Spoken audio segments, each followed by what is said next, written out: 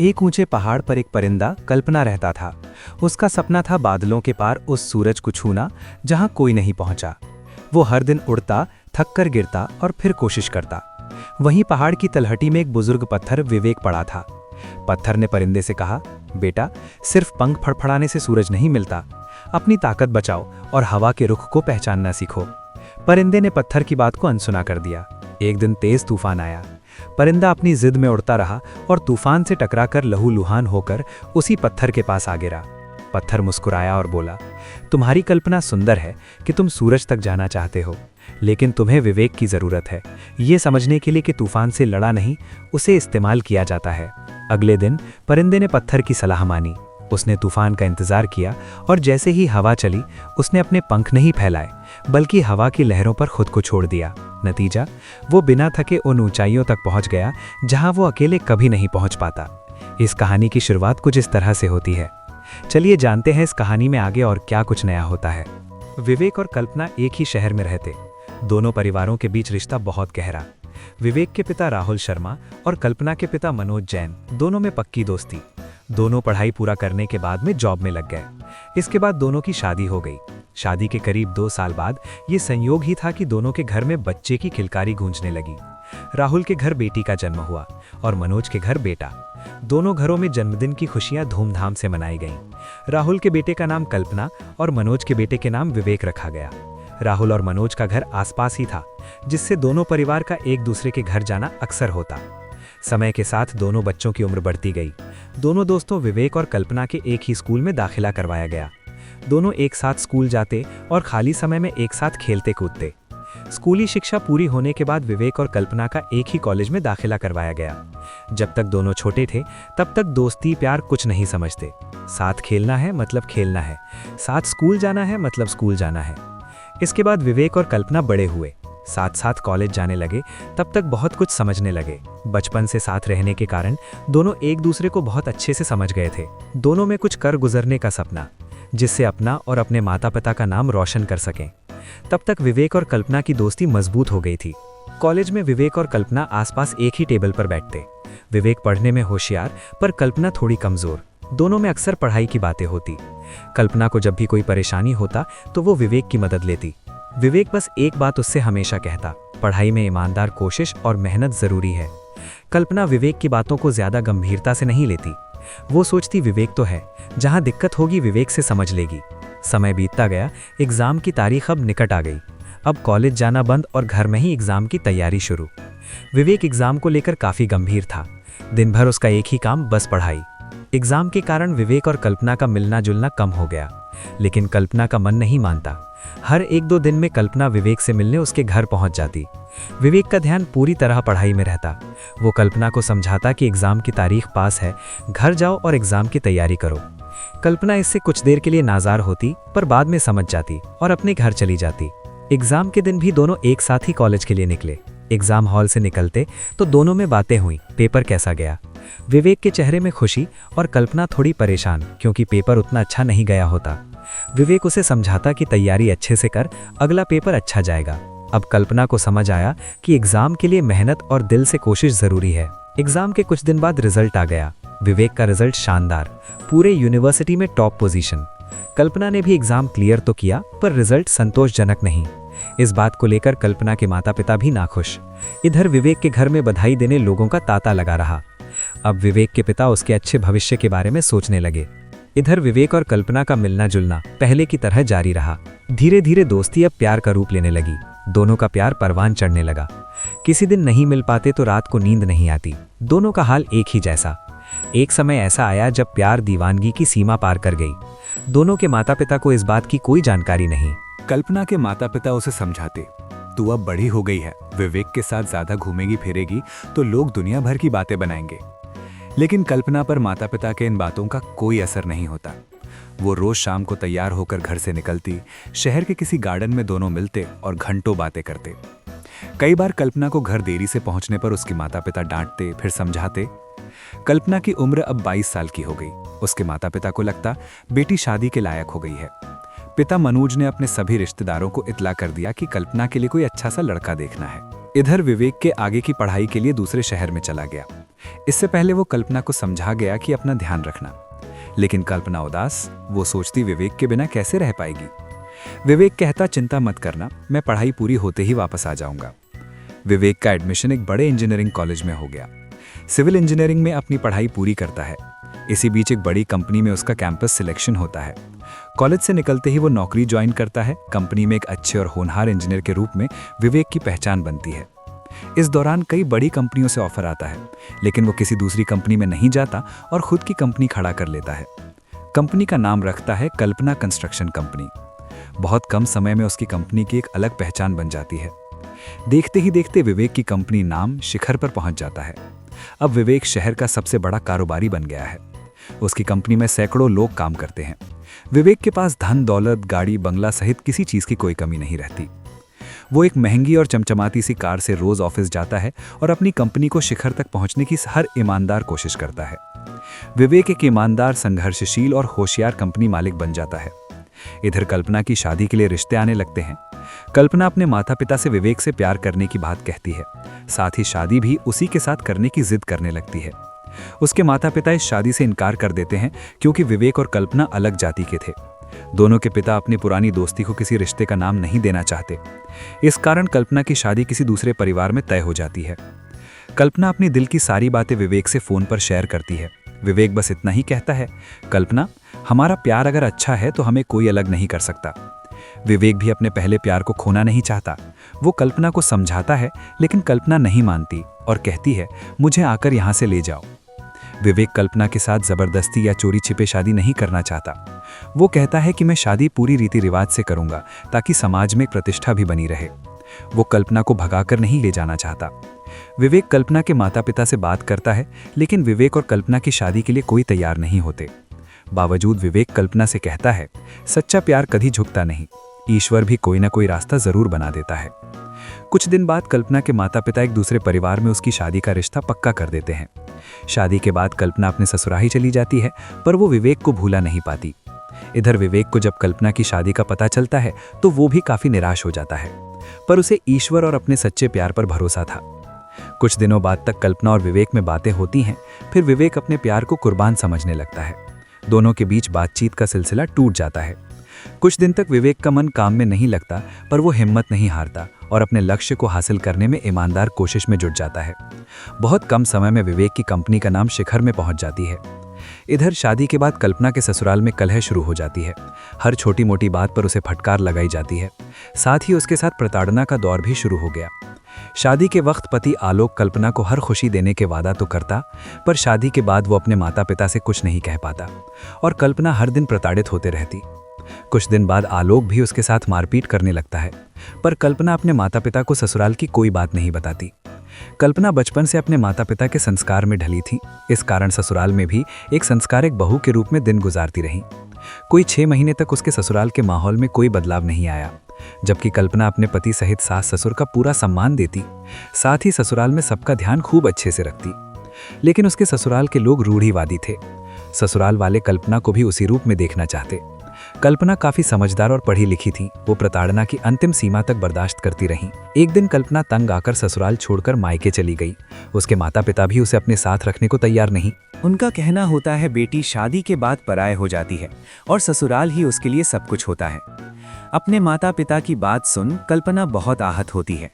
कुछ दिन बाद कल्पना अपने माता पिता का घर छोड़ देती है और शहर आ जाती है। शहर में उसका अपना कोई नहीं था। वो यहाँ वहाँ भटकती फिरती। शहर के चौराहे पर फूल बेचती एक बूढ़ी माँ की नज़र कल्पना पर पड़ी। वो बूढ़ी माँ उसे अपने पास बुलाती है। कल्पना उसे अपना दुख दर्द सब बताती है।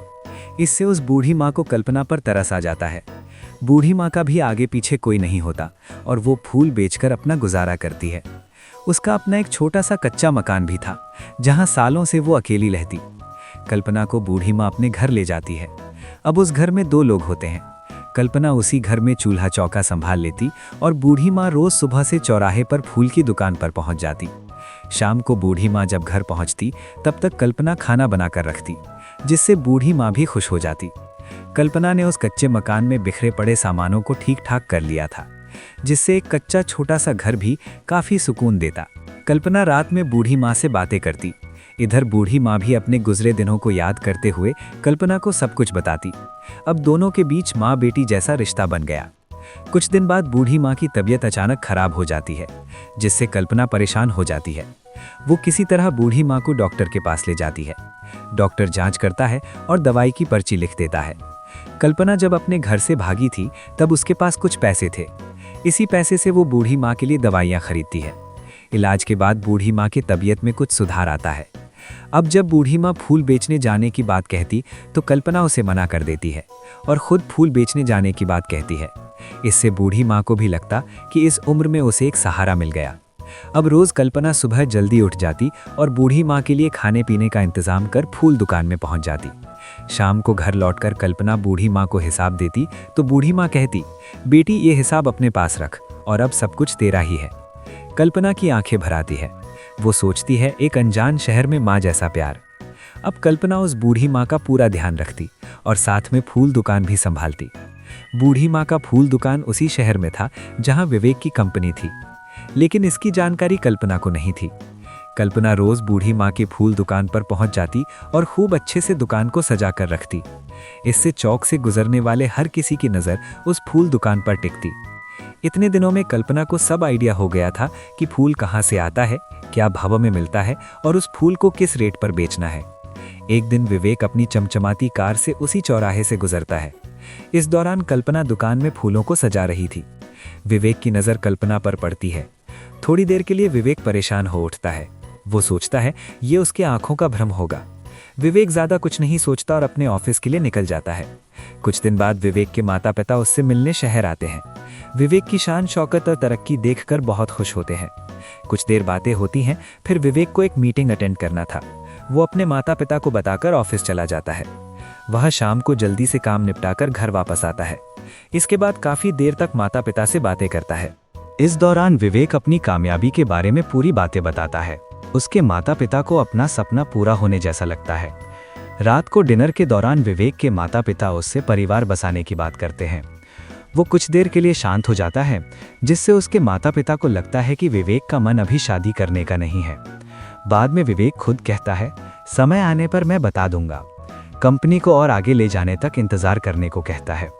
पहले तो उसके माता पिता उसे मनाने की कोशिश करते हैं, पर विवेक उनकी बातों को सिरे से खारिज कर देता है।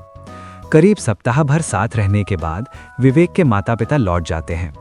इसके बाद विवेक किसी काम से उसी चौराहे से फिर गुजरता है जहां कल्पना फूल बेचते दिखी थी।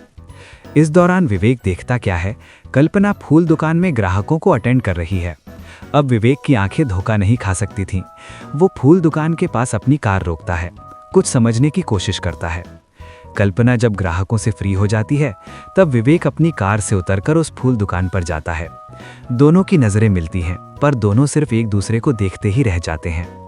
विवेक कल्पना को इस हालत में देखकर बहुत दुखी होता है। कल्पना विवेक को दुकान के अंदर बुलाती है। विवेक को देखकर कल्पना की आंखें जवाब दे जाती हैं। वो विवेक के सीने से लग दहाड़ मारकर रोने लगती है। विवेक भी अपने आप को संभाल नहीं पाता और उसे अपने सीने से कसकर गले लगा लेता है। कुछ देर तक ये सीन किसी फिल्म की तरह लगती है। बाद में कल्पना विवेक की इस स्टेटस को देखकर खुश होती है, लेकिन विवेक कल्पना की माली हालत देखकर काफ़ी दुखी होता है। इस दोनों की लंबी बातचीत होती है। विवेक अपना काम छोड़ कल्पना की दुकान में ही बैठा रह जाता है। शाम को कल्पना उसे अपने घर चलने को करती है। विवेक तैयार हो जाता है। विवेक उसे अपनी कार में बैठाता है और सकरी गलियों से गुजरते हुए कार एक जगह रुकती है। यहाँ पर एक झोपड़ी नुमा मकान होता है। कल्पना उसी घर में रहती है। कल्पना विवेक को घर के अंदर ले जाती है। सबसे पहले अपनी बूढ़ी माँ से मिलवाती है। कल्पना विवेक के बारे में बूढ़ी माँ को सब कुछ बताती है। कल्पना की बातें सुनकर बूढ़ी माँ भी काफ़ी राहत महसूस करती है। तीनों के बीच आपस में बातें होती हैं। इस बात का सार ये रहता है, विवेक बूढ़ी माँ और कल्पना को अपने घर चलने की बात कहता है। कमरे में कुछ देर के लिए सन्नाटा छा जाता है। तब तक कल्पना को ये पता नहीं रहता कि विवेक शहर का सबसे अमीर इंसान बन चुका है। पहल तो बूढ़ी माँ तैयार नहीं होती, पर वो इतना ज़रूर कहती है कि कल्पना को ले जाओ, मैं यहीं ठीक हूँ। कल्पना अपनी बूढ़ी माँ की बात नहीं मानती और उसे भी साथ रहने की बात करती है। इसके बाद विवेक ये कहकर वहाँ से चला जाता है कि सामान तैयार रखना, मैं कल दोनों को लेने आऊँगा। विवेक के जाने के बाद कल्पना बूढ़ी माँ को खूब समझाती है और विवेक के बारे में सब कुछ बताती है। इसके बाद बूढ़ी माँ विवेक के घर जाने के लिए राजी हो जाती है। दूसरे दिन विवेक अपना सब काम धाम छोड़ कल्पना के फूल दुकान पर पहुंचता है। इस दौरान भी कल्पना ग्राहकों को फूल बेचती दिखती है। विवेक दुकान के सामने गाड़ी रोकता है, दुकान के अंदर जाकर बैठ जाता है। अब विवेक भी कुछ देर के लिए कल्पना के साथ ग्राहकों को अटेंड करता है। तब कल्पना ठहाका लगाकर हंसने लगती है। उसे समझ नहीं आता कि वो विवेक से क्या कहे। विवेक पूछता है क्या हुआ। कल्पना अपनी हंसी रोक नहीं पाती और बस इतना कहती है, दुकान में आपको देखकर अच्छा लग रहा है। इतने में विवेक भी हंस पड़ता है। शाम को आज कल्पना समय से पहले दुकान बंद कर देती है। विवेक की गाड़ी कल्पना के घर के लिए निकलती है। बूढ़ी माँ भी इंतजार में रहती है। ज्यादा कुछ सामान तो था नहीं। इसके बाद विवेक उस बूढ़ी माँ कल्पना को गाड़ी में बैठता है और अपने घर ले जाता है। रास्ते भर दोनों के बीच कोई बातें नहीं होती। कल्पना विवेक की लग्जरी गाड़ी को देखकर ही उसकी हैसियत का अंदाजा लगा लेती है। विवेक की कार एक विशाल विला के पास रुकती है। कल्पना और बूढ़ी माँ उस विला को देखकर हैरान हो जाते हैं। कल्पना ने कभी सोचा भी नहीं था कि विवेक कामयाबी के इस शिखर तक पहुंचेगा। विवेक पूरे आदर के साथ बूढ़ी माँ और कल्पना को घर के अंदर ले जाता है। विवेक का विला बाहर से जितना सुंदर, उतना अंदर का डेकोरेशन और पूरी तरह सजा रहता है। एक बड़े से हाल में जमे लग्जरी सोफे पर तीनों बैठते हैं। विवेक के घर में नौकर, खाना बनाने के लिए कुक सब नजर आते हैं। डिनर के बाद विवेक और कल्पना में देर रात्रि तक बातें होती हैं। विवेक बूढ़ी माँ को एक रूम में ले जाता है और वहीं आराम करने को कहता है। थोड़ी देर बाद कल्पना को भी उसी कमरे में सोने के लिए कहकर अपने रूम में चला जाता है। पूरी रात विवेक और कल्पना करवटें बदलते रह जाते हैं, पर नींद नहीं आती। सुबह होने से पहले दोनों उठ जाते हैं। इधर बूढ़ी माँ भी पूरी रात सो नहीं पाती। ऐसे लग्जरी बिस्तर में सोने की आदत थी नहीं, जिससे वो भी ठीक से सो नहीं पाईं और जल्दी उठ गईं। तीनों तैयार हुए और नाश्ते के लिए हॉल में पहुंचे। खूबसूरत डाइनिंग टेबल पर नाश्ता तैयार रहता है। कल्पना बूढ़ी माँ को भी रूम से बुलाकर लाती है। विवेक और कल्पना नाश्ता करने लगते हैं, पर बूढ़ी माँ चुपचाप कुर्सी में बैठी रहती है। कल्पना उसे भी नाश्ता करने को कहती है। बूढ़ी माँ ने ना कभी ऐसा नाश्ता देखा था और ना कभी खाया था। बूढ़ी माँ कहती है, क्या खाऊं, मुझे तो कुछ समझ नहीं आ रहा है। विवेक और कल्पना की हंसी छूट जाती है। इसके बाद कल्पना बूढ़ी माँ को अपने हिसाब से नाश्ता सर्व करती है। अब नाश्ते के बाद कल्पना विवेक से पूछती है, आज ऑफिस नहीं जाना है? विवेक मना कर देता है और कहता है, आज छुट्टी। कल्पना पूछती है, ऑफिस में कोई काम नहीं? विवेक अपना लैपटॉप निकालता है और कहता है, आज घर में रहकर ही काम। अब कल्पना को अपने फूल दुकान की याद आती है। कल्पना रोज सुबह 8 बजे दुकान पहुंच जाती थी। इतने दिनों में कल्पना को उस फूल दुकान से लगाव हो गया था। कल्पना विवेक से कहती है कि फूल दुकान जाना है। विवेक उसकी मन की बात समझ जाता है और कहता है, मैं भी आज फूल बेचूंगा। कल्पना फिर ठहाका लगाकर हंसने लगती है। इसके बाद विवेक और कल्पना गाड़ी से फूल दुकान पर पहुंच जाते हैं। दोनों मिलकर दुकान खोलते हैं। इंसान की नीयत साफ होनी चाहिए। ईमानदार कोशिश और संघर्ष ही इंसान की सबसे बड़ी पूंजी होती है। वो कहता है, आज मैं जिस मुकाम पर हूँ, सब कुछ इसी का नतीजा है। दुकान में ग्राहक आने लगते हैं और विवेक अपने लैपटॉप से वहीं फूल दुकान पर ऑफिस का काम करने लगता है। ग्राहकों से फ्री होने पर विवेक और कल्पना अपने पुराने दिनों को याद करते हुए खूब हंसते हैं। तब विवेक एक बात कहता है, कल्पना, मैंने कहा था ना कि अगर प्यार सच्चा हो तो ईश्वर भी साथ देता है। सच्चे प्यार की हमेशा जीत होती है। बस इसी के साथ इस कहानी का अंत होता है। दोस्तों, प्यार वो नहीं जो मुश्किल में साथ छोड़ दे। प्यार वो है जो मुश्किलों को पार कर एक ऐसी दास्तां लिखे जो बेजोड़ हो। विवेक और कल्पना की जीत आज भी उस चौराहे की हवाओं में महकती है। दोस्तों, ये कहानी आपको पसंद आई हो, आपके दिल के कोने में कहीं जगह बनाने में सफल हुई हो, तो प्लीज इस वीडियो को लाइक और कमेंट करते हुए हमारे चैनल शोरगुल टाइम्स को सब्सक्राइब जरूर करें। आपका ये सहयोग हमें सदैव कुछ इसी तरह की कहानियां लिखने को प्रेरित करता रहेगा। नमस्कार, धन्यवाद।